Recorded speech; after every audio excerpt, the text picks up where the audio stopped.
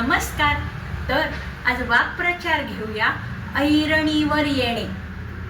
अर्थ अगदी सोपा आहे. ऐरण म्हणजे काय माहिती आहे? ऐरण म्हणजे लोहाराचं एक महत्त्वाचं साधन आहे की ज्यावरती ठोकून ठोकून एखाद्या लोखंडी वस्तूला मनासारखा आकार देण्यात येतो. आता आपल्या रोजच्या भाषेत ऐरणीवर येणे म्हणजे काय?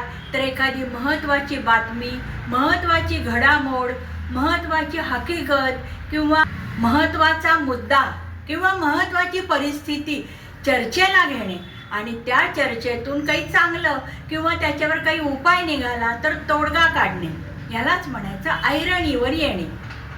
आता उदाहरण सांगते.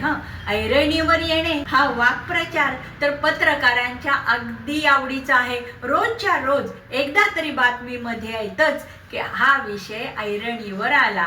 उदाहरणार्थ आज काय तर रस्त्यावरच्या खड्ड्यात पडून गाडीला अपघात झाला आणि खड्ड्यांचा विषय पुन्हा ऐरणीवर आला. आज काय तर पोलिसांनी धाड घातली आणि बालकामगार पकडले आणि बालकामगारांचा विषय पुन्हा ऐरणीवर आला. पिण्याचे पाणी, मुलींची सुरक्षितता, भाववाढ, बेरोजगारी असे अनंत प्रश्न रोजच्या रोज ऐरणीवर येत असतात आणि ते विषय सरकारी चर्चेला घेत असतात.